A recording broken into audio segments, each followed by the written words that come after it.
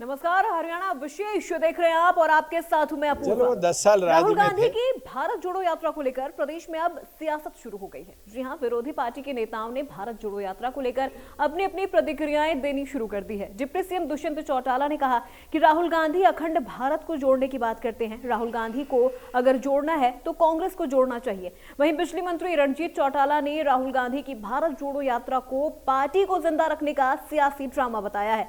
तो वहीं कृषि मंत्री जेपी दलाल ने यात्रा पर बोलते हुए कहा कि कांग्रेस आम जन से कट चुकी है, उसी का परिणाम है कि बार बार उन्हें हार का मुंह देखना पड़ता है।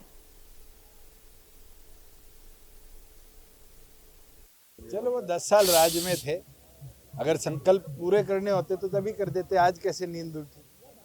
और ये यात्रा है तो आती जाती रहती है। किस विषय पर यात्रा चल रही है? भारत तो आज भी अखंड है, डेमोक्रेसी है। वोट के अधिकार से हम अपना नेता चुनते हैं और नेता देश का प्रधानमंत्री और प्रदेश का मुख्यमंत्री चुनते हैं। उसको भी और जोड़ने की जरूरत है, तो मुझे लगता है ये तो चिंतन की बात है। आज जोड़ने की जरूरत है तो कांग्रेसियों को जोड़ने की जरूरत है। राहुल गांधी जी को उस पर फोकस ज्यादा करना है। पॉलिटिकली हर पार्टी करती है, चंद्रशेखर जी ने करी। हर आदमी ये पॉलिटिकली उनका अपना एक मकसद होता है। जब सामने है नहीं, आप उत्तर प्रदेश में 425 में आपको 2 सीटें मिली, आप कहीं नहीं है। आप बाकी गुजरात में कहीं नहीं, आप तीसरी पोजीशन पे चले गए। तो वो एक लोगों में अपनी पार्टी को जिंदा रखने के लिए एक पॉलिटिकली ड्रामा है, वो कर रहे हैं। हम तो इसे खाली ये समझते हैं, कुछ नहीं है। देखिए, कांग्रेस आम जनमानस से कट चुकी है और उसी का परिणाम है कि बार बार ये चुनाव में हार जाते हैं। जनता इनको अपना मैंडेट नहीं देती और मोदी जी की नीतियां हैं, उसका लाभ जनता को मिल रहा है। मेरे विचार से तो कांग्रेस को और राहुल जी को और लंबी यात्रा करनी चाहिए, कम से कम भारत को समझने के लिए 100 दिन काफ़ी नहीं है, क्योंकि इतना व्यापक देश है और इसको पूरा समझना ही चाहते हैं तो आने वाले कई साल की जरूरत पड़ेगी। यात्राएं तो चलती रहती है, आती तो यात्रा आदमी को करनी चाहिए। कितना फर्क पड़ेगा, आप क्या मानते हैं? घूमना है, घूमते रहना चाहिए आदमी को। सुबह भी तो एक्सरसाइज करते हैं लोग, 2-2 घंटे एक्सरसाइज करते हैं सुबह शाम को। कांग्रेस दावा कर रही है कि मेरा ये कहना है कि बढ़िया बात है, सत्ता बदलने का काम सुबह ये एक्सरसाइज करनी चाहिए। सब लोग करते हैं, वो न्यारा कर रहे हैं क्या? सब लोग सुबह उठते हैं 6 बजे तक, 4 बजे उठते हैं, 6 बजे मैदान में रहते हैं हर लोग।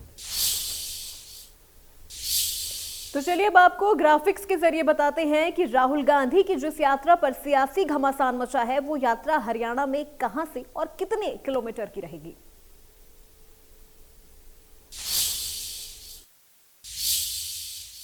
सबसे पहले आपको बता दें कि 21 दिसंबर को सुबह 6 बजे मुंडका बॉर्डर पर राहुल गांधी की भारत जोड़ो यात्रा पहुंचेगी। कांग्रेस के नेता फ्लैग सेरेमनी में शामिल होंगे।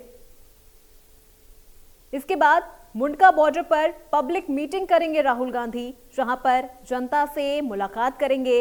इसके बाद मीटिंग के बाद झिरका पहुंचेगी राहुल गांधी की भारत जोड़ो यात्रा। लोगों से मिलते हुए अकेड़ा गांव पहुंचेंगे राहुल गांधी, यानी राहुल गांधी की जो भारत जोड़ो यात्रा है वो अकेड़ा गांव पहुंचेंगे और अकेड़ा गांव में ही यात्रा का रात्रि विश्राम होगा। तो वही 22 दिसंबर को मेवात के घासेड़ा पहुंचेगी राहुल गांधी की भारत जोड़ो यात्रा। घासेड़ा गांव के लोगों से राहुल गांधी मुलाकात करेंगे, उनसे बातचीत करेंगे। इसके बाद यह यात्रा भारत पाक बंटवारे के वक्त, आपको बता दें कि महात्मा गांधी घासेड़ा आए थे, ये वही घासेड़ा है और अब घासेड़ा छोड़कर जा रहे मुसलमानों को रोकने के लिए महात्मा गांधी यहां पर पहुंचे थे। सोहना के अंबेडकर चौक पर पब्लिक मीटिंग होगी राहुल गांधी की वहां के लोगों के साथ। इसके अलावा 23 दिसंबर को रेवाड़ी के निमोद गांव से यह यात्रा फिर से शुरू होगी। 14 किलोमीटर चलकर पाखल गांव पहुंचेंगे राहुल गांधी और ये वो पूरा ब्यौरा है राहुल गांधी की भारत जोड़ो यात्रा का। हरियाणा में आपको बता दें, पाली गांव से यात्रा ओल्ड फरीदाबाद पहुंचेगी। इसके बाद शाम को बड़कल चौक पर पब्लिक मीटिंग होगी, जनता से मुलाकात करेंगे राहुल गांधी, जनता से बातचीत करेंगे। इसके बाद बड़कल चौक से यात्रा की दिल्ली में एंट्री होने वाली है।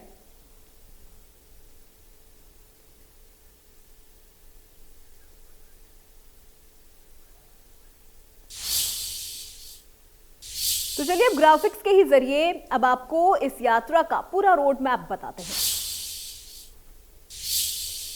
रोड मैप के तहत झिरका यानी फिरोजपुर यात्रा का जो रूट प्लान है,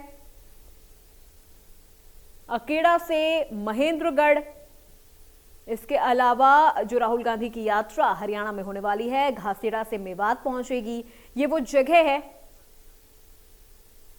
इसके अलावा गुरुग्राम के सोहना पहुंचेगी राहुल गांधी की भारत जोड़ो यात्रा, ये वो पूरा रूट प्लान है।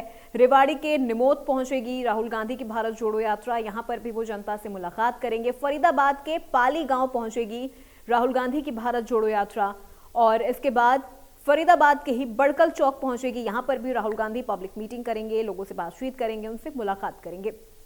इसके बाद दिल्ली के राजघाट पहुंचेगी, यानी दिल्ली एंट्री करने वाली जब ये यात्रा होगी तब ये दिल्ली के राजघाट पहुंचेगी।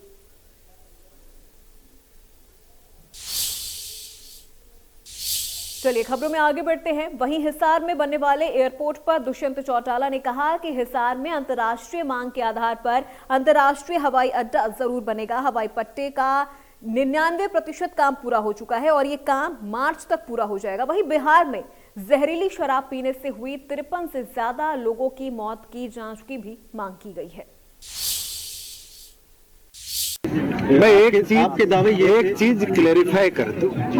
कल एक सवाल पूछा गया कि क्या हिसार में इंटरनेशनल एयरपोर्ट बन रहा है। मैं उसका जवाब बड़ा आसानी से देता हूं। एयरपोर्ट बन रहा है और एयरपोर्ट को इंटरनेशनल स्टैंडर्ड्स पे बनाया जा रहा है। 1.5 साल में उसका रनवे का निर्माण कार्य 99% पूरा हो चुका और मार्च के तक हमारा टारगेट है कि रनवे लाइट्स बन जाए। इंटरनेशनल एयरपोर्ट कब बनेगा? ये तो जब वहां जहाज उतरेंगे, डोमेस्टिक कनेक्टिविटी बढ़ेगी, इंटरनेशनल डिमांड आएगी, तब बनेगा। मगर क्या सरकार उस विजन से उस प्रोजेक्ट को बंद करिए? बिल्कुल नहीं कर रही। आज 800 करोड़ का बजट हमने हिसार एविएशन हब के लिए रखा है, वो प्रदेश की एविएशन तस्वीर बदले। आज तो हरियाणा के पास खुद का एयरपोर्ट भी नहीं था। चंडीगढ़ हमारी जॉइंट कैपिटल है, उसके अंदर हमारी राजधानी का एयरपोर्ट हम यूज करते हैं।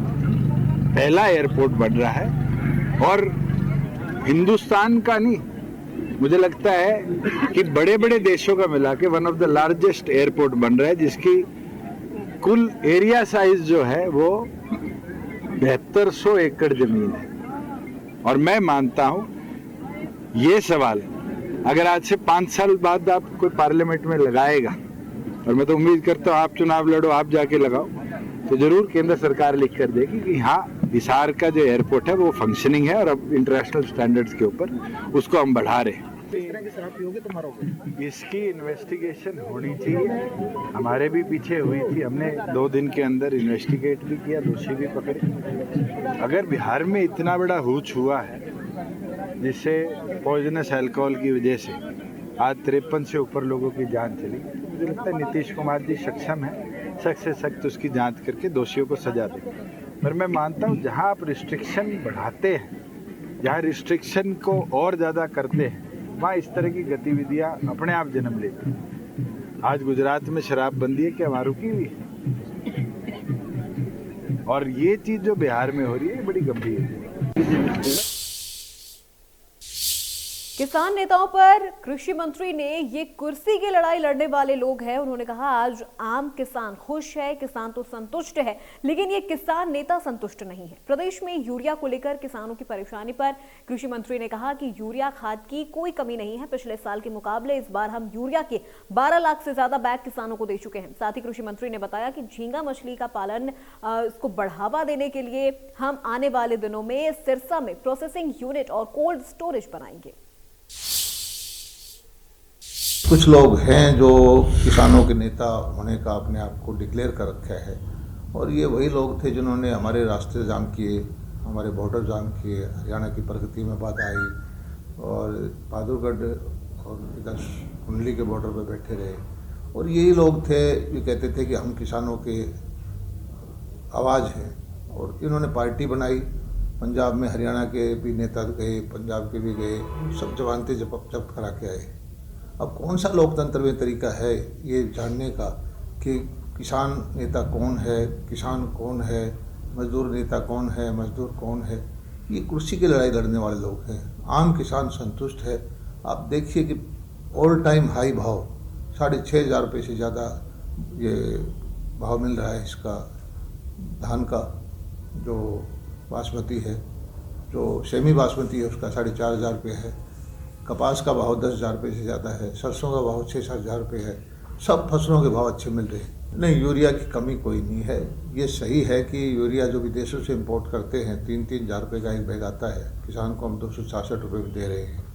और जो POS का सिस्टम है तो उससे वो मशीन के द्वारा बांटते हैं तो थोड़ी बहुत लाइन लग जाती है, क्योंकि एक आदमी को देने में 4-4 मिनट लग जाते हैं और एक साथ से किसान ज़्यादा आ जाएं तो लाइन में लगना पड़ता है। मैं किसान भाइयों को आश्वस्त करना चाहता हूं कि किसी भी तरह से किसी को भी यूरिया की कमी नहीं रहने देंगे। और मेरे पास पिछले साल जो कि यूरिया थे आज के दिन, उससे 12 लाख कट्टे हम ज़्यादा किसानों को दे चुके हैं। और इसी अगले 15 दिन के अंदर भारत सरकार हमें कोई 1.5 लाख मीट्रिक टन यूरिया और देने जा रही है। 400 से ज़्यादा किसान हैं जिन्होंने ये झींगा के फार्म लगाए हैं और मैं समझता हूं कि इसमें से 90% किसान ऐसे होंगे जिसने 2.5 एकड़ के फार्म पे 10 लाख से लेकर 20 लाख के बीच में 6 महीने के अंदर कमाए हैं। कृषि के अंदर ये संभव नहीं है। और इसी तरह से अगर ये मछली का उत्पादन करते रहेंगे तो इसका दोहरा फ़ायदा है। देश ये सारा एक्सपोर्ट होता है, विदेशी मुद्रा आती है, किसान की आमदनी बढ़ती है। और जो खारे पानी की ज़मीन है उसमें इससे ज़्यादा उम्मीद करनी भी नहीं चाहिए। तो मुझे उम्मीद है कि अब आने वाले वक्त में हम किसानों की सहायता के लिए पूरा यहाँ इंफ्रास्ट्रक्चर तैयार करेंगे, प्रोसेसिंग यूनिट भी लगाएंगे और कोल्ड स्टोरेज भी देंगे, ताकि उसकी फसल भाव नीचे आ जाता है तो उसके अंदर वो 4 महीने 6 महीने अपने प्रोडक्ट को रख के और अच्छा मार्केटिंग की टीम भी यहाँ डेवलप करेंगे। और इसके माध्यम से मेरा टारगेट ये है कि 10,000 कम से कम किसानों को करोड़पति बनाओ। कैबिनेट मंत्री कंवरपाल गुर्जर ने इंडिया न्यूज हरियाणा के साथ एक्सक्लूसिव बातचीत में हुई कैबिनेट बैठक में लिए गए फैसलों की जानकारी दी है। इस दौरान विभागों के मर्जर, शीतकालीन सत्र और प्राइवेट स्कूल एसोसिएशन के विरोध समेत कई मुद्दों को लेकर उन्होंने अपनी बात रखी। चलिए आपको सुनाते हैं क्या कुछ कहा उन्होंने। हरियाणा कैबिनेट की बैठक चंडीगढ़ में संपन्न हुई और कई बड़े फैसले इस कैबिनेट की मीटिंग में लिए गए। बातचीत करने के लिए इस वक्त हमारे साथ मौजूद हैं हरियाणा के शिक्षा मंत्री कंवरपाल गुर्जर। सर, कल कैबिनेट की मीटिंग हुई और डिपार्टमेंट्स के मर्जर के साथ ही कई अहम निर्णय जो थे वो लिए गए, जिस पर कैबिनेट की जो मुहर है वो लग गई। देखिए, जो विभाग मर्जर किए गए तो जिस प्रकार से कुछ अखबारों ने या कुछ चैनल ने दिया, उस प्रकार की कोई बात नहीं। माननीय मुख्यमंत्री जी ने 2-3 बार चर्चा करने के बाद, और वो इसलिए कि एक वैज्ञानिक विधि से ठीक तरीके से डिपार्टमेंटों का आवंटन हो, इसलिए कुछ डिपार्टमेंटों को उनके साथ मिला दिया। जैसे एजुकेशन था तो जैसे टेक्निकल एजुकेशन था तो वो भी एजुकेशन ही था, तो इसलिए वो एजुकेशन के साथ जोड़ दिया। ऐसे ही सभी जगह जो पर्यावरण है, पॉल्यूशन है और जो अपना फॉरेस्ट है, वो सब जगह इकट्ठा ही है, तो उसको भी यहाँ पे इकट्ठा कर दिया। ऐसे ही कुछ और चीज़ें भी हैं। जो पुरातत्व विभाग था वो आर्ट एंड कल्चर के साथ लगभग जुड़ा ही है, सब जगह जुड़ा है, तो उसको भी यहाँ जोड़ दिया। ऐसे ही कुछ और विभाग भी हैं जो उनके साथ संबंधित ही थे, उसी प्रकार से उनको उसके साथ जोड़ने का काम किया। और सभी पूरे मंत्रिमंडल की उसमें सहमति थी बातचीत में। कैबिनेट में तो अब आया था, लेकिन कैबिनेट से पहले 2-3 बार सब मंत्रियों की बातचीत हुई और सब कई सहमति के साथ माननीय मुख्यमंत्री ने इसको इम्प्लीमेंट किया। सर, जिस तरह से कैबिनेट की मीटिंग हुई उसके एक दिन पहले विधायक दल की भी मीटिंग हुई थी और विधायक दल की मीटिंग में जनता के बीच जनप्रतिनिधियों को ज़्यादा से ज़्यादा रहने की जो बात है वो भी कही गई थी, क्योंकि 1 से 1.5 साल करीब रह गया है चुनाव आने में। कई बार ये शिकायतें भी की जाती है कि मंत्री जो है वो लोगों से नहीं मिल पाते। बीजेपी कार्यकर्ता भी कहते हैं कि हम मंत्रियों को नहीं मिल पाते। सरकार अब बीजेपी चंडीगढ़ ऑफिस में मंत्रियों की 2-2 घंटे की ड्यूटी लगाने जा रही है, उसके लिए भी शेड्यूल तैयार हो रहा है। देखिए, माननीय मुख्यमंत्री जी ने एक बात कही थी कि जो ये कार्यालय है विधायकों का कार्यालय है, और जो पंचकुले का कार्यालय है वो पार्टी कार्यालय है। पार्टी और विधायक का ये अलग अलग चीजें हैं, तो इसको जिस तरीके से अलग अलग है उसी तरीके से चलाओ संगठन को। ये दोनों को आपस में मिलाओ ना। जो संगठन का काम है वो वहाँ चलेगा पार्टी का, और जो विधायकों का जो कार्यालय है यहाँ पर विधायी कार्य जो है, दूसरे काम जो है या जनता से मिलने का काम है, जो सरकार के काम है वो यहाँ होने चाहिए। तो अभी माननीय मुख्यमंत्री जी ने कहा कि इसका एक सिस्टम बनाओ और कोई ना कोई यहाँ बैठने का बनाओ। कई बार जो बाहर से लोग आते हैं उनको कोई मंत्री मिलता नहीं, या मंत्री इधर होता है, कई बार मंत्री हल्के में भी होता है, या और कहीं भी किसी प्रोग्राम में चला जाता है। तो उसके लिए उन्होंने निश्चित किया कि ये एक प्रोग्राम बनाएं। तो वो प्रोग्राम हमने फाइनल कर दिया और यहाँ पे सोम मंगल बुध वीर 4 दिन कोई ना कोई मंत्री उसकी ड्यूटी लगाई दी। उसका पहले ही पता होगा, वो कार्यालय में बैठा करेगा और कोई व्यक्ति अगर उसका कोई काम है तो उसकी मदद करेगा।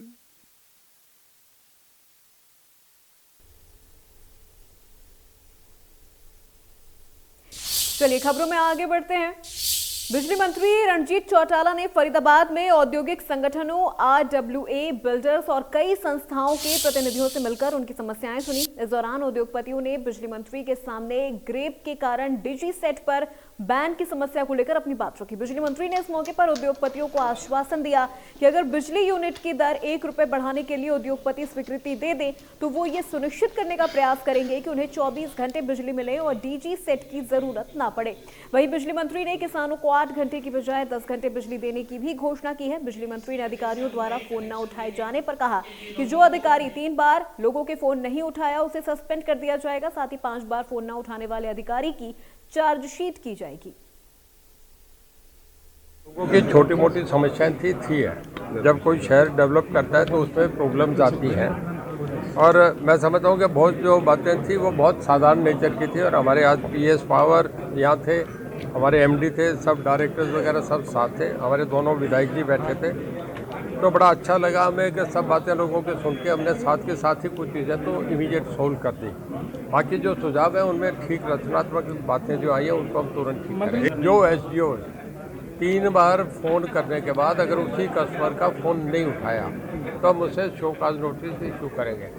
अगर उसने 5 बार नहीं उठाया तो उसको चार्जशीट करेंगे। अगर इसके बाद भी बदतमीजी होती रही तो फिर सस्पेंशन का भी काम होगा। तो वहीं सिरसा के पंचायत भवन में जिला कष्ट निवारण समिति की मासिक बैठक का आयोजन किया गया। इस बैठक की अध्यक्षता हरियाणा सरकार में कैबिनेट मंत्री JP दलाल ने की। बैठक में JP दलाल फुल एक्शन मोड में नजर आए और नगर परिषद से जुड़ी एक शिकायत पर EO को चार्जशीट करने के निर्देश दे दिए। एक शिकायतकर्ता के जिला पुलिस की इस कार्रवाई से संतुष्ट नहीं होने पर उन्होंने इस मामले को स्टेट क्राइम को भेजने के निर्देश दिए। वहीं एक महिला की शिकायत को लेकर कृषि मंत्री ने एलनाबाद DSP को लताड़ भी लगाई। पीड़ित महिला ससुराल पक्ष पर मारपीट करने की शिकायत लेकर आई थी। इस बैठक में JP दलाल ने 19 शिकायतें सुनी और ज्यादातर का मौके पर ही निपटारा किया।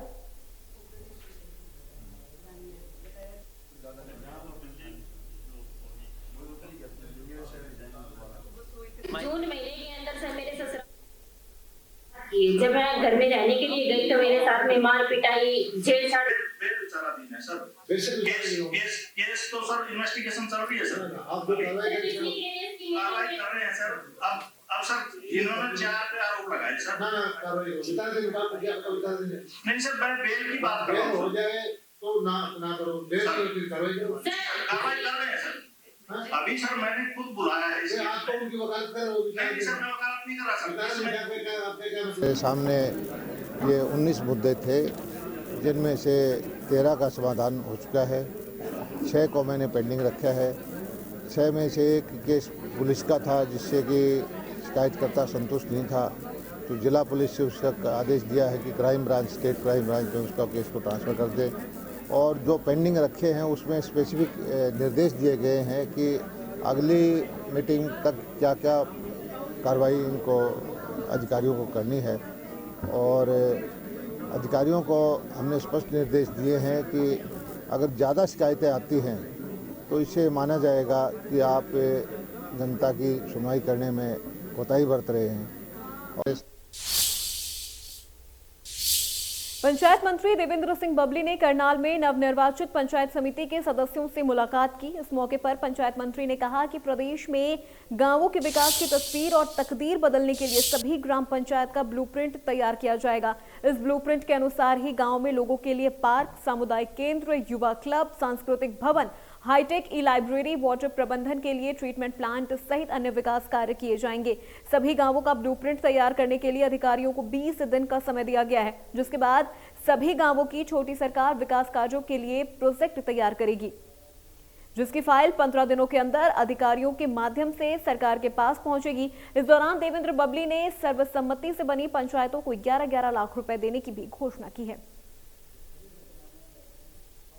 आज जो हमारी सरकार की योजनाएं और परियोजनाएं उनकी चर्चा करने के लिए मैं हमारे चुने प्रतिनिधियों को सामने आया। और पुरानी परंपराएं थी, जब भी कोई परंपराएं बदलती हैं, जो एक करप्शन के चार्जेस हमारे पंचायत डिपार्टमेंट पर पुराने समय से लगते रहे और बड़े नेताओं के द्वारा ये कहा गया कि 1 रुपया ऊपर से भेजा जाता है, 25 पैसा डेवलपमेंट के लिए जहाँ तक नहीं पहुँच पाता, उसको खत्म करने के लिए सरकार ने जो बड़ा फैसला जीरो टॉलरेंस पे काम करने के लिए ई टेंडरिंग के माध्यम से अब कोई भी डेवलपमेंट का काम ई टेंडरिंग के माध्यम से सरकार करवाने आज बहुत से हमारे साथी थे जिनको हमारी बात और सरकार की क्या जो ये बदलाव था उसमें उन्हें सहमति जताई।